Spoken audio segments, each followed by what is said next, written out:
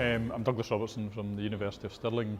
I work in the area of social policy and housing. What I'm hoping to show this evening is the close relationship between housing costs and poverty, and to show that the welfare benefit changes, given a strong focus on housing, will mean that the experience of poverty will get worse, whereas in fact the experience of poverty as a result of housing used to mitigate against poverty, and it was one of the features of the British welfare state.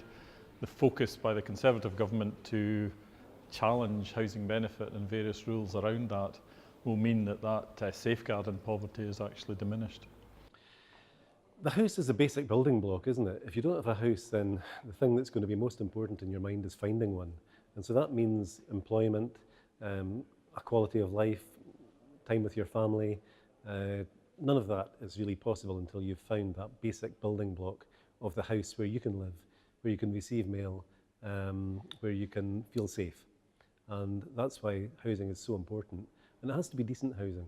If it's cold, drafty housing, then it's going to be extremely expensive to live in. And that has been part of the problem in our city. I'm glad to say the council has been tackling that, insulating houses, cladding the multis, big improvements, 30% reductions in people's heating bills, but there's still a lot of work to do, particularly in the private rented sector.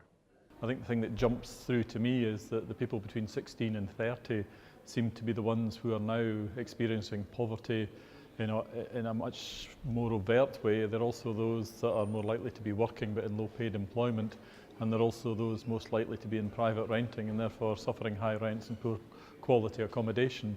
So the experience of poverty for that group is quite substantial.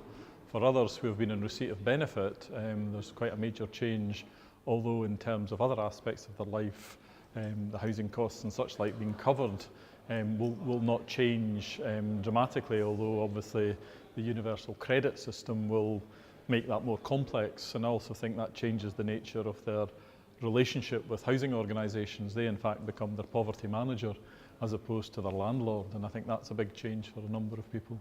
So I think housing associations and local councils are uniquely placed to be able to help people because they actually work in the communities with people. They're the one constant point, if you like. Housing associations are sometimes referred to as community anchors.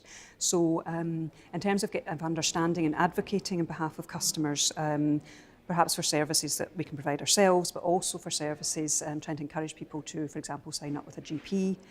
So I think it's about understanding what customers' needs are and what is causing them to struggle in their life, and then seeing how we can draw in and work with other partners to draw in services for them. I think that's the trouble is, do we believe in services or do we believe in trying to generate community? And I think one of the things that will come as a result of this change in people's lifestyle as a result of increasing poverty through a direct desire of government to promote that is that we actually have to figure out whether we can afford services or whether we actually have to have a more resilient approach to poverty, which engages a lot of people within the community in a very different way. And I think that's going to be a big challenge because the cuts coming down the line next year in local government are massive. We're looking at between a 25 and a 40% cut. And that's going to decimate local government services. So if people are looking for services within housing organisations, given also the change in their income stream with the housing benefit cuts, I think things are going to get a lot more ugly. We need to try and find ways of encouraging people to invest in their housing in the private rented sector. And that can sometimes mean help in various ways from the council, from the government. But what we really need to do is to get private landlords to be professional and understand that they're offering a service to tenants for which the tenants are paying and paying sweetly, and they really have to provide the quality that the tenants deserve. Now, there are very professional landlords in the city, and there are also some really poor landlords, and it's the poor landlords that we're trying to target, and the council has been doing a lot of work with them. I think one of the big issues is about attitudes to poverty from people who work with customers who are experiencing poverty.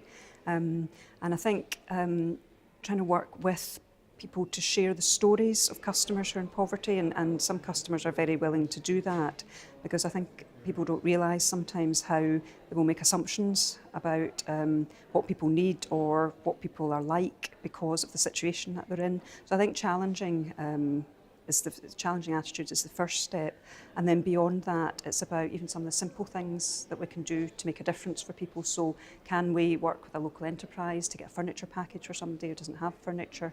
So, there's practical help, but there's something about attitudes in there as well. The big thing about housing is I think we actually have to stop thinking about housing just as bricks and mortar and a place for people to stay. I think we have to understand that housing is a very important part of individuals' resilience. It's their home. And I think we have to start talking about homes rather than housing. And I also think within that, then we actually have to think about how do we ensure that people are in good quality accommodation and in stable tenancies. And I think some of the changes that are coming through with the Scottish Government in relation to private renting might allow a bit more stability in the private rented sphere. I think the big challenge is how do we actually ensure that rents and also heating costs don't go wildly out of kilter with those who are on ever-increasing, decreasing income frames. So I think the challenge for housing organisations is, how do you improve the service while cutting costs of the service that you're actually providing, but still making it good quality, and I think that's quite a challenge. Right, well I think we've heard over the months of the Fairness Commission about all the various difficulties that of employment and education and so forth that are widespread in the community.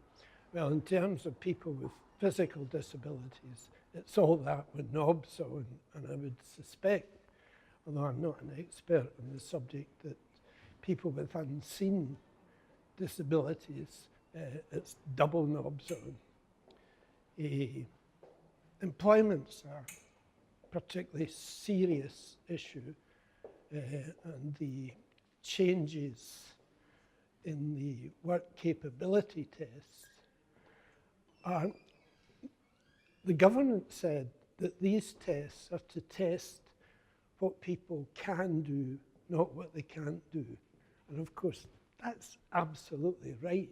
But that rightness is being turned into a punishment tool. And people are being told that they've got to go to work, and either there's no work or they're not being offered it. So it's bad generally, but it's worse for people with disabilities. We have in this country what we've called social security. And for people who are severely disabled, DLA, the Disability Living Allowance, offered the security of knowing that if you were severely disabled and you were getting the higher care component and the higher mobility component, you were getting them for life. So you could plan your life. There was a security on the economic side. But with the shift to PIP, personal independence payments, they call it, these payments are going to be revisited time and again. And every time these things are revisited, there is all the insecurity, and there's nothing you can do about it. You're at the whim of the person examining you. So quite apart from the economic cut, the sense of security is really being hacked away at. Well, we've been talking about Dundee as a living wage city. Dundee is a decent citizen city, I think would be a good thing.